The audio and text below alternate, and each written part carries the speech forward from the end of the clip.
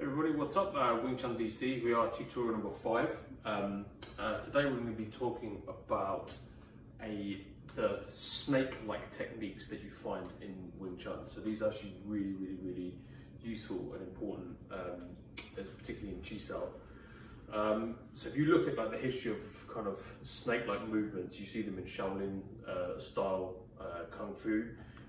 There's a lot of these kind of circular movements and mimicking of a snake, and you do find this in Wing Chun. If you look through the forms, you're going to find this in Wing Chun, particularly in Bilji.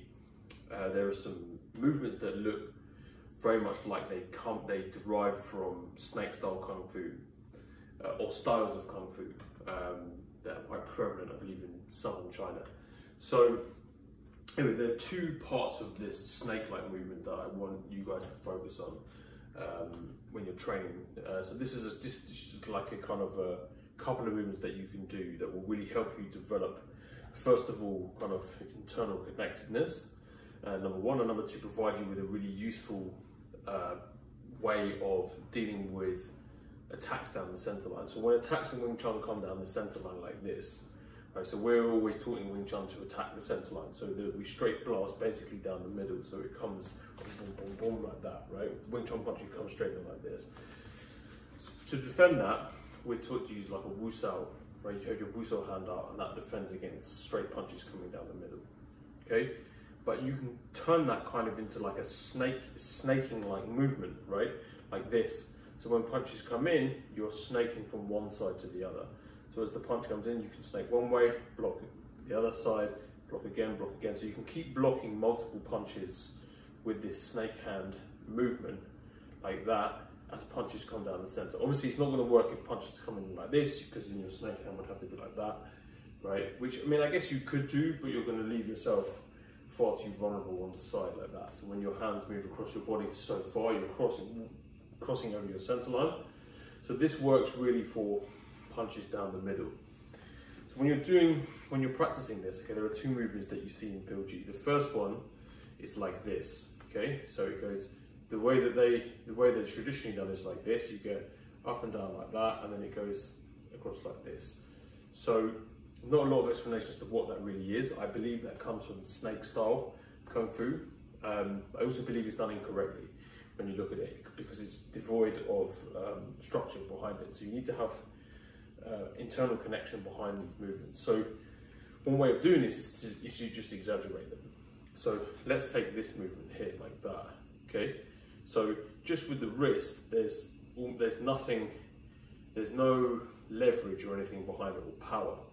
But if we start to use the body frame and go up and down like this, so look, from here, look, I tuck my hips in like that, I tuck my hips in and sink my heels into the floor like this. I can come up here, I can imagine that I'm kind of leveraging underneath. I'm bowing my body, sinking down into my heels and picking something. Imagine I'm picking a weight up like that. I'm pushing someone's arms up. I push someone's arms up like this, and then let's say I'm going to come down on them again. So now I'm going to do this. It's almost like jump sao. Okay, so you come up and then you come down here.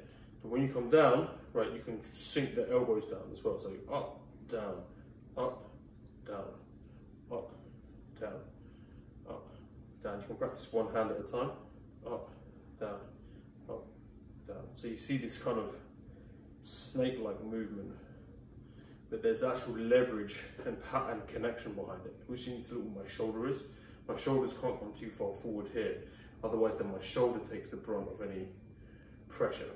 Right, so my shoulders are placed back and down on my lap here, and I'm going up and down. But look how my body comes up, down, engage, back, bow the body, relax, bow, bow, up and down. You can change here. So you can do both at the same time. You can shift it, you can move to here. Up, down, up, down, down. You come back to the middle. You can do them in a variety of different postures, right, or of angles rather. So the second one is we're going to go across like this. Okay, so again in the form tradition you see this, but let's add some shifting weight, right? So if I'm pulling, if I go this way, the pressure is going over here like that. Okay, so maybe I'm pushing someone this way or striking someone that way. So when I do this, okay, I'm going to internally, I'm going to stand straight forward like that. I'm going to shift onto my right leg here, onto my right heel.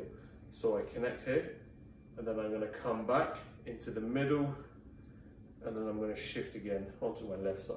So what I'm really doing is I'm just using the body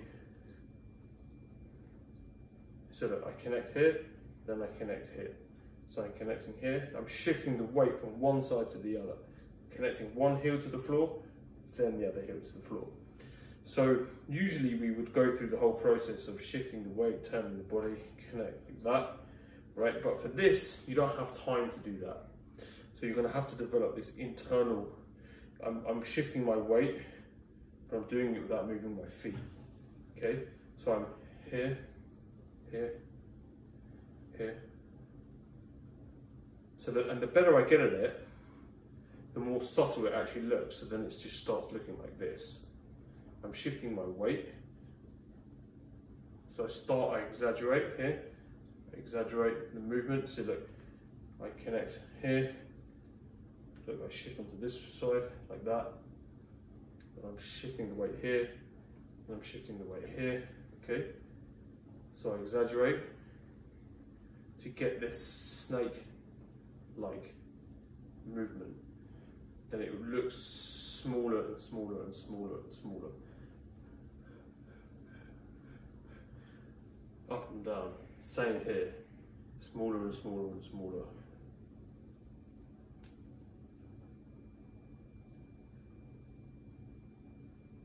So there, if you do those two, if you practice those two, you're going to start to develop this interconnectedness in your body.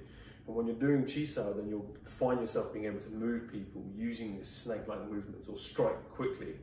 So when you're playing Chi Sao, you can use these as striking, but I'm connecting myself. If you just do them without any internal connection, it won't have any effect. So I can defend against punches coming in, and I can turn them into strikes. Like that, okay? So practice, go slow, and then as you get more comfortable, shifting from one side to the other, and using your hips and using your heels as leverage, then you can speed up and get faster and faster. So it's a really fun thing to start doing and get better at. Any questions, please leave them below and I will get back to you. And yeah, we'll see you next time.